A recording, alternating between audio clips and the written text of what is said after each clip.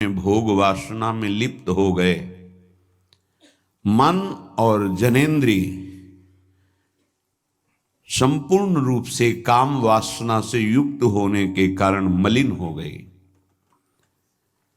ये देह पिंड चाहे पुरुष शरीर हो चाहे स्त्री शरीर हो, कोई खास बात नहीं इसमें खास बात है भगवान की प्राप्ति कर लेना। खास बात है तुम्हारा चिंतन दिव्य हो जाना। खास बात है इस शरीर से सबकी सेवा बन जाए, माता पिता भाई बंधु परिवार समाज राष्ट्र धर्म भगवान सबकी सेवा बन जाए तो ये शरीर सार्थक हुआ। नहीं क्या मांस का पिंड है, रक्त संचरित नस नाड़ियां हड्डी त्वचा और इसमें जो डालो मलमूत्र बन गया। जितने द्वार हैं उनका सबको परिचय है ही है। कौन से सुख के लिए परस्पर शरीर में आकर्षण होता है? सच्चिदानंद सुख की लालसा वाला शारीरिक सुख के भोग में यदि अनेक जीवन व्यतीत करने के बाद ये भी जीवन व्यतीत कर दिया तो हाथ क्या लगेगा? इतना जीवन व्यतीत कर दिया, क्या हाथ लगा? बहुत विवेक विचार की जरूरत है। धर्मयुक्त काम भगवान ने अपना स्वरूप बताया है सृष्टि संचालन के लिए। यदि विवाह पाणी ग्रहण संस्कार करके संतानोत्पत्ति के लिए विधान किया गया है तो वो धर्मयुक्त काम है, व्यभिचार वहां भी नहीं, धर्मयुक्त काम। अन्यथा धर्म विरुद्ध यदि काम का सेवन किया जाए तो घोर पापाचरण बनने लगता है और मलिनता पे मलिनता होती चली जाती है। स्त्री रूपा मेध्य पिंडे मुंह रमृत धिया। हमारी बुद्धि इतनी मलिन हो गई है कि मलमूत्र के द्वार को अमृत पान का स्वरूप समझते हैं। कितनी निकृष्ट बुद्धि! इन शरीरों पे है क्या? ऊपर के द्वार देखो, आंख से कीचड़ निकले, नाक से कितनी खखार के थूको, वमन करके देखो। नीचे के द्वार तो दुर्गंध युक्त मलमूत्र के ही हैं। किन भोगों में तुम अमृत पान करना चाहते हो?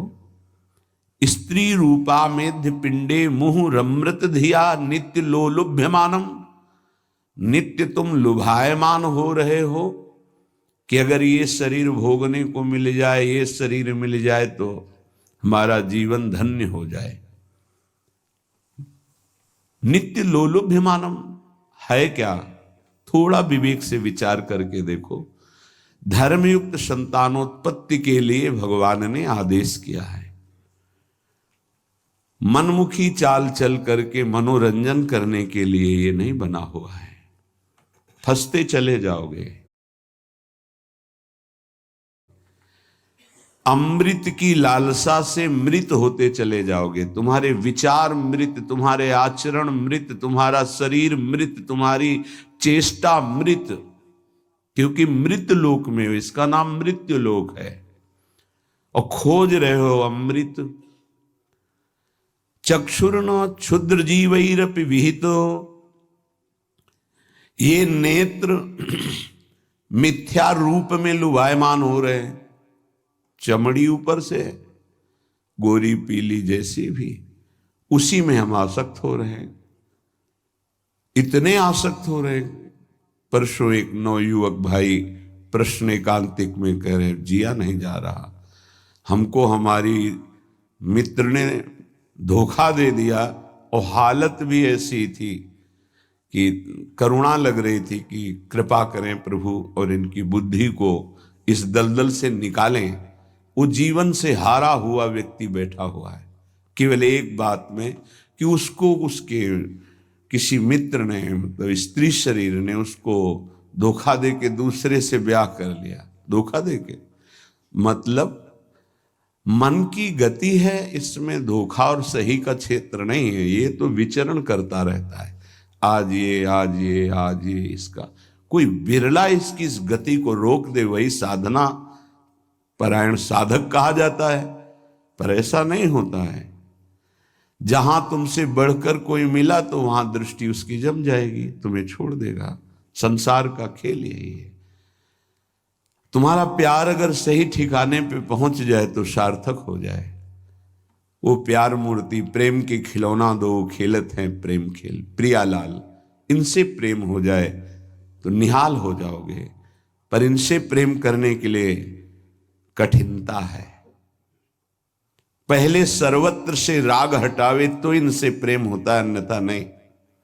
सर्वत्र की ममता बटोर कर इनके चरणों में तब प्रेम होता है। बोले नेत्र दूषित हो गए बस यही देखते हुए। यही दुर्दशा है जीव की।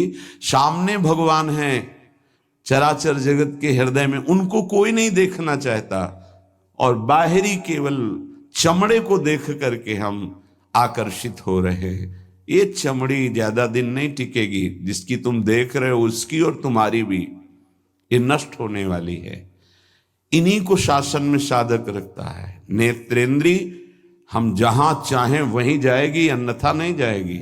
अभ्यास कीजिए नाम जप के द्वारा। ऐसे थोड़ी कि बात कर रहे हो किसी संत से भगवत चर्चा और तुम्हारी दृष्टि जा रही बार बार, और इतनी हिम्मत तुम्हारी कि भगवत भाव के वातावरण में तुम्हारी अशुद्ध वृत्ति उधर देखने की कोशिश कर रही। क्या देख रहे हो?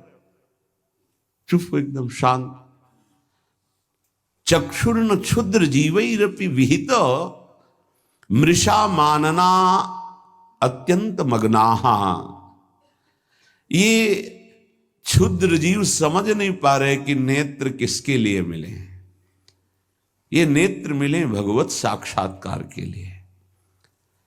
ये विचार करो 5 मिनट आंख बंद करके, अगर ऐसे ही तुम्हारी आंखें छीन ली जाएं तो सोचो कैसा तुम्हारा जीवन होगा। जिन आंखों से तुम गंदी बातें कर रहे हो, गंदी बातें देख रहे हो, यही आंखें भगवान छीन लेते तुम्हारी, तो क्या तुम्हारा जीवन होता। आज तुम्हें भगवान ने आंख दी है, तुम इससे धर्म का दर्शन करो, सब में भगवत दर्शन करो, श्री विग्रह के दर्शन करो, संत दर्शन करो, नेत्र पावन करो। नेत्रों को दूषित कर लिया हमारी वाक इंद्री। जब हम इससे चिदानंद नाम जप करते हैं, चिदानंद लीला का गायन करते हैं, तो वाणी भी चिदानंद हो जाती है। श्रवणेन्द्रिय, जब इससे हम नाम कीर्तन सुनते हैं, नाम जब सुनते हैं, भगवत लीला सुनते हैं, तो श्रवणेन्द्रिय चिदानंद हो जाती है। ऐसे समस्त इंद्रियां जब केवल आराध्य देव के प्रति समर्पित होकर क्रियान्वित होती हैं, तो उनमें ये सामर्थ्य आ जाती है कि उपासक की श्रवणेन्द्रिय निकुंज में प्रिया प्रीतम क्या बात कर रहे हैं ये सुनाई देने लगता है। निकुंज में प्रिया प्रीतम कैसी शोभा से विराजमान है ये दिखाई देने लगता है। आज कौन से सौरभ का लेप किया गया ये घ्राणेन्द्रिय से पता चलने लगता है। प्रिया प्रीतम की दिव्य लीला का इंद्रियां अनुभव करने लगती हैं, जो कि इंद्रिय मन से बिल्कुल अगोचर है। अगर उपासक इन इंद्रियों को थोड़ी भी स्वतंत्रता दे देगा तो इनका स्वभाव है प्रकृति स्थान कर्षति। ये प्रकृति के वस्तु व्यक्ति स्थान के आकर्षण में फंस जाएंगी। फिर ये महासुख जिसकी हमारे हृदय में लालसा है वो प्रकृति से पूर्ण होने वाली नहीं, वो परमात्मा से होने वाली है। जब हमारी इंद्रियां प्रकृति की तरफ जाती है तो मलिन हो जाती है, और मिथ्या देह सम्मान को तुमने सुख मान लिया। 4 लोग नमस्कार किए तो तुम अपने को श्रेष्ठ समझ लिए। किंचन मात्र भी कोई श्रेष्ठ नहीं है। ये पंचभूत शरीर सबके उसी सामग्री से बने हुए हैं। अंदर जो जीव अंश है भगवान का बिल्कुल बराबर है। अब जो सम्मान और अपमान होता है गुण और अवगुण का होता है, और गुण और अवगुण दोनों माया कृत है। तो मायाकृत गुण और दोष अनेक, ये दोनों मायाकृत है। तो तुम किसका सम्मान? माया का। किसका अपमान? माया का। तुम तो मान और अपमान दोनों से परे हो। अगर कोई तुम्हें प्रणाम कर रहा है तो तुमको उसकी श्रद्धा को प्रणाम करना है। तुम खास थोड़ी हो गए कि वो तुम्हें साष्टांग प्रणाम कर रहा है तो तुम महान हो गए। महान वो है जो साष्टांग प्रणाम कर रहा है, उसकी श्रद्धा प्रबल है। नहीं कि वो कोई अंतर नहीं। जो इस देह में पंचभूत वही उस देह में पंचभूत, जो इसमें परमात्मा का अंश वो उसमें परमात्मा का अंश, उसकी श्रद्धा बड़ी है इसलिए वो आपकी तरफ प्रणाम कर रहा है। बोले बहुत बुरा हो गया। मिथ्या मृषा मानना अत्यंत मगनाह।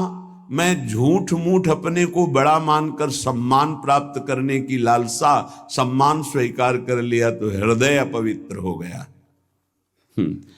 बड़ा मन है, फंसाता रहता है, वो मकड़ी की जाल की तरह, फंसने वाला नहीं जानता है। संत सदगुरुदेव शास्त्र इनकी सूत्रों